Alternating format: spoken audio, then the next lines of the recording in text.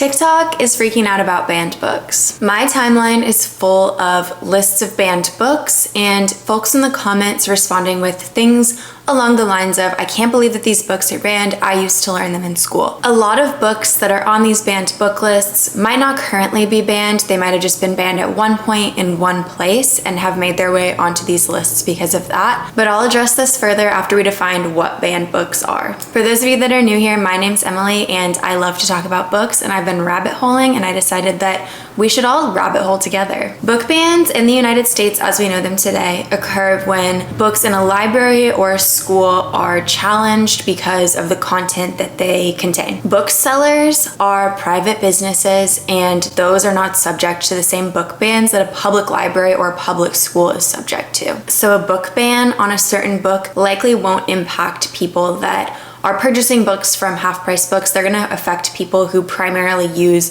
the library as a resource to get their books, or teenagers who are in school who might want to read a book that is more complex and requires an instructor's help to get through it in most cases. If a book that was previously available to all ages in a school becomes restricted to a certain age group, that is considered a book ban. I do want to point out that while the primary impact of banning books is on schools and public libraries, this isn't always the case everywhere. In Australia, American Psycho, when it was published, was restricted to 18 plus, and it was completely banned in the state of Queensland. But we will talk more about American Psycho specifically a little bit later in the video. An American Library Association survey found that 70% of parents are not in favor of banning books in public libraries. So the majority of parents trust librarians and educators to do their job and to decide what children should and shouldn't be taught. By insinuating earlier that folks on TikTok might not be fully understanding the issue and could in some cases be blowing it out of proportion,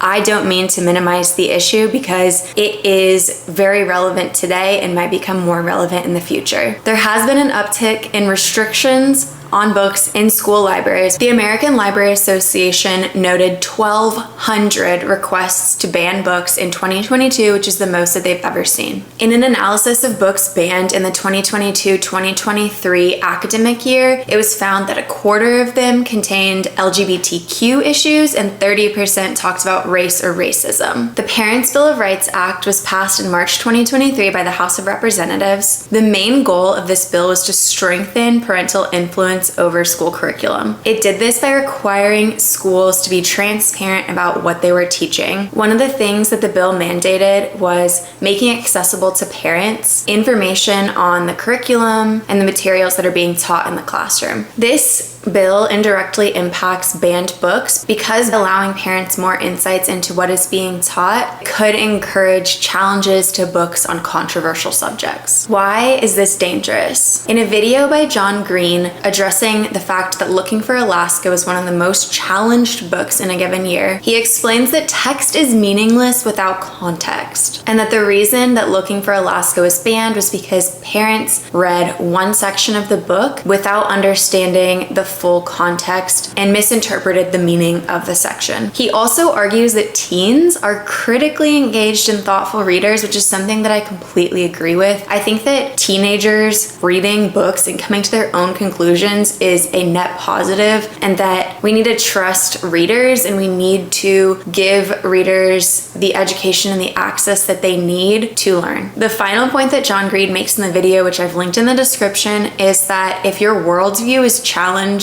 or completely destroyed by a novel, the problem likely isn't the novel. Why is reading banned books and talking about banned books and understanding this topic as a whole so important for readers? I think that reading banned books and understanding why and when they were banned is important because it allows us to better advocate for these books and for less censorship. People who read understand that there is nuance in stories and that books are complex and that you can't cherry pick lines or passages from a book and assume that you understand the full intent of the work. A really great example of this whole discussion is American Psycho by Bret Easton Ellis. American Psycho is easily the most graphic and violent and disgusting book that I have ever read. If you were ever to pick a portion of this book and read it, it would be easy to come to the conclusion that that this book is too violent. Bret Easton Ellis and his publisher actually got death threats when this book was published. There was so much controversy and backlash about it. Ironically, American Psycho is meant to be a dark, satirical critique of the shallow and vicious effects of capitalism, as well as a commentary about the inherent violence of corporate greed. I personally really loved this book and thought that they did a great job with a movie adaptation, and I really loved the discourse around this book. I would not classify this as a book that I would recommend to everyone, but it is a perfect example of a book that is misunderstood and therefore subject to censorship. As I mentioned at the beginning of the video, I've seen some people freaking out and catastrophizing on the internet about the issue at hand, and that's really easy to do when information is condensed into 25 to 60-second chunks. Ironically, this video is also an oversimplification of some of the issues that are happening, and there is still going to be some detail that's lost in the fact that I tried to make this more condensed. If you're curious about any of the articles that I read preparing for the video, I'm going to link all of my sources in the description so that you can become more informed and understand the nuance around this topic. My main advice to you is, instead of reading a banned book list and freaking out and thinking, oh my god,